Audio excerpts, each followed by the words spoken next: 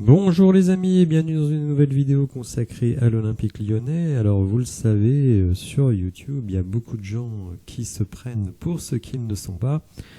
Moi-même, je me suis pris pour le président et recruteur de l'Olympique Lyonnais dans une vidéo récemment. Et aujourd'hui, eh bien, je vais me mettre à la place de John Textor. Croyez-moi, ça me pèse, mais à un moment donné, face à la situation actuelle, extrêmement anxiogène pour l'entraîneur, anxiogène pour les joueurs, mais évidemment aussi pour les suiveurs, les supporters. Et je crois que il y a un vent de panique qui n'est pas totalement délirant, hein, puisque effectivement on se dit on a déjà 2 défaites cette saison, il y aura moins de matchs. Vu qu'on est passé à 18 clubs, on va se déplacer à Nice avec un effectif extrêmement amoindri. On va recevoir le Paris Saint-Germain avec encore certainement des absents. Et donc évidemment, on se dit, on peut très bien se retrouver après 4 journées avec, 1, 2, 3 points et peut-être même 0. c'est pas totalement exclu. Donc évidemment, on se dit, écoutez, on va jouer le maintien. Alors, le rôle d'un dirigeant, selon moi, c'est de prendre les choses en main et d'essayer de comprendre ce qui se passe. Alors, la première chose qui me déplaît fortement, c'est que John Textor ne se déplace pas à Lyon. Son représentant Santiago Cucci est visiblement terré quelque part. Il a disparu, on ne sait pas où il est. Et de toute façon, il a dit qu'il ne s'occuperait pas des problèmes sportifs. Or, il me semble quand même qu'il y a des problèmes sportifs. Donc si Cucci ne le fait pas, qui le fait ? Laurent Blanc est livré à lui-même, devant se justifier, ce qui est normal en tant qu'entraîneur, mais aussi devant porter le fardeau de décisions extrêmement néfastes. Évidemment, ne pas s'être mis en conformité pour passer devant la DNCG.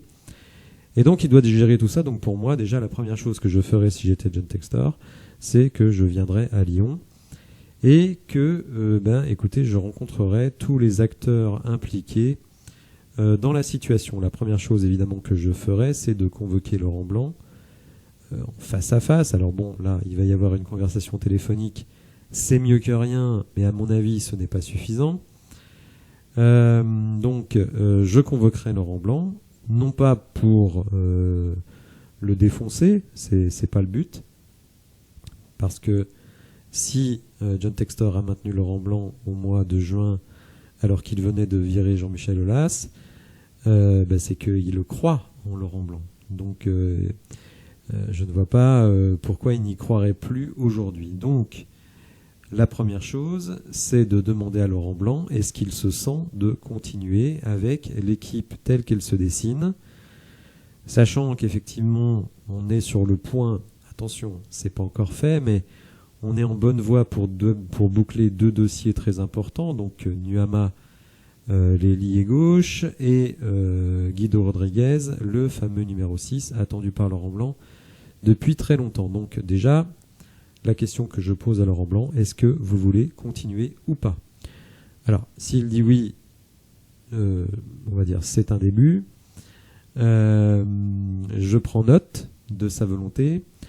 Et ensuite, s'il ne veut pas, eh bien évidemment, il faudra se mettre en quête d'un nouveau coach. Mais comme je l'ai déjà dit hier, soit on écarte Laurent Blanc et malheureusement, on est obligé de promouvoir Franck Passy comme coach numéro 1 intérimaire, jusqu'à, on va dire, la trêve qui aura lieu après le match de Paris.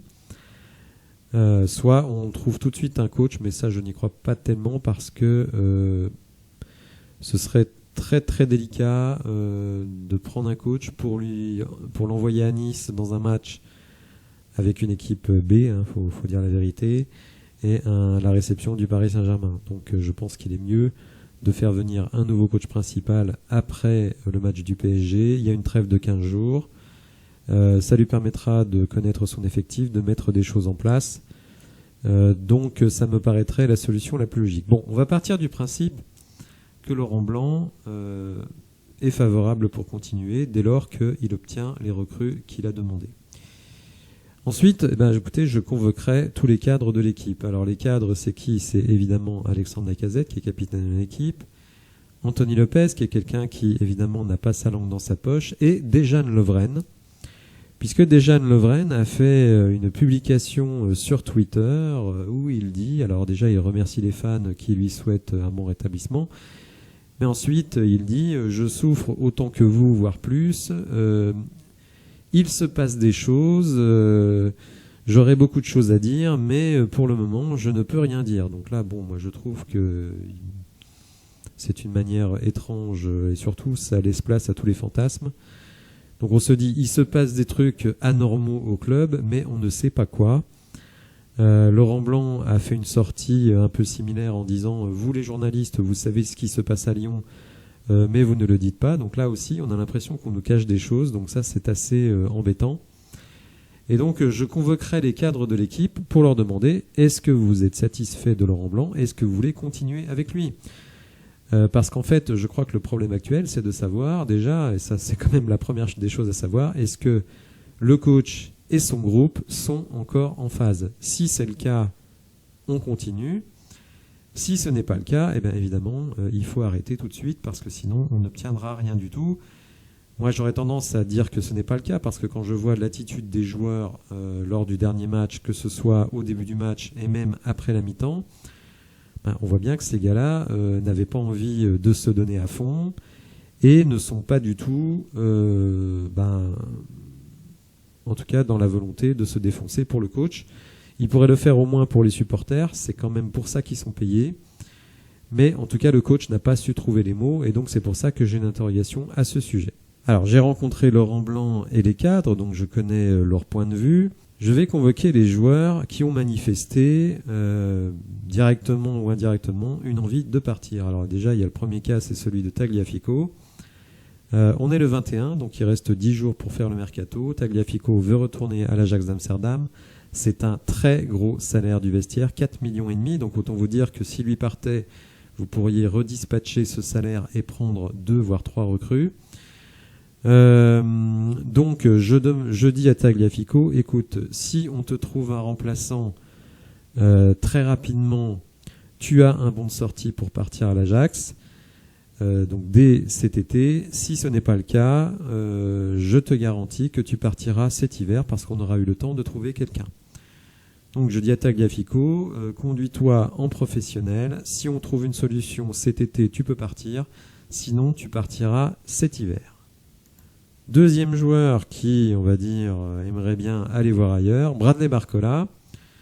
Alors Barcola, moi je lui dis, écoute mon petit gars, tu as 6 mois de Ligue 1 dans les jambes, quoi qu'il arrive, tu es en contrat jusqu'en 2023, tu ne partiras pas cette saison. Donc soit tu fais la gueule et à ce moment-là tu vas te retrouver sur le banc, parce que si tu ne joues pas bien, tu ne seras pas titulaire, donc tu vas faire une année de banc.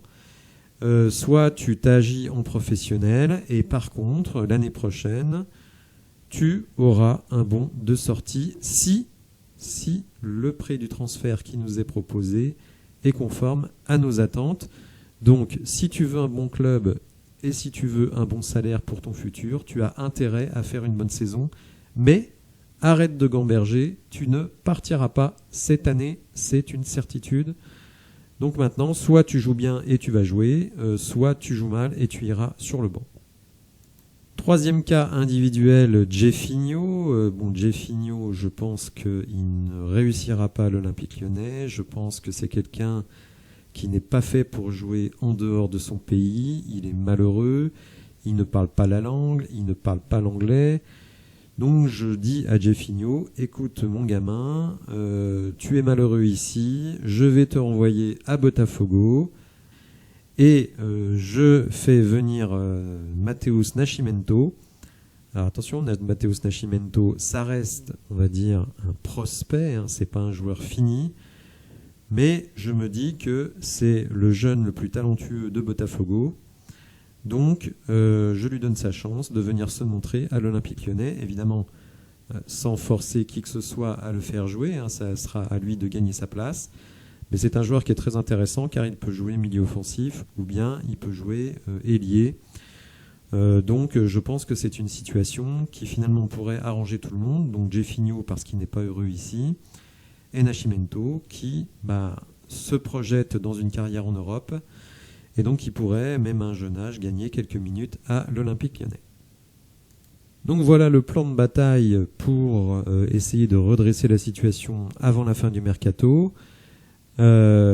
Conforter ou changer l'entraîneur, convoquer donc les cadres pour connaître leurs sentiments, régler les cas individuels, donc Tagliafico, Barcola et Jeffinho, faire nos recrutements en cours, c'est-à-dire Nuama et Rodriguez, et en cas de départ de Tagliafico, si on a des solutions, mais surtout, s'il part maintenant, récupérer une enveloppe de 4,5 millions de salaire dans le cadre d'un encadrement de masse salariale, ça donne des marges de manœuvre extrêmement importantes. Je pourrais ajouter un lissage des salaires, comme je l'avais déjà proposé dans une vidéo il y a quelques temps, notamment sur Tolisso, Lopez et Lacazette, qui sont les 3 plus gros salaires du club. Et donc leur proposer un lissage sur une année supplémentaire pour aussi nous donner de la marge. Bon, ça c'est quelque chose qui à mon avis aurait dû être fait depuis très longtemps.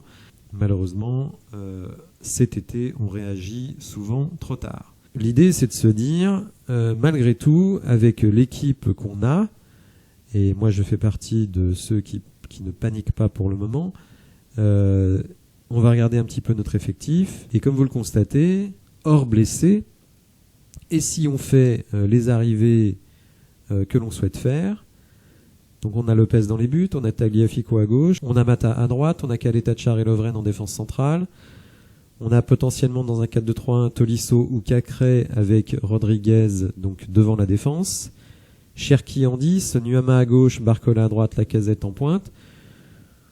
Si on me dit qu'avec cette équipe-là, on ne peut pas jouer le top 5, honnêtement, j'ai de forts doutes. Donc je pense que ce n'est pas le moment de paniquer. Il faut savoir déjà si l'entraîneur peut continuer. Est-ce que lui veut continuer? Est-ce que l'équipe veut qu'il continue?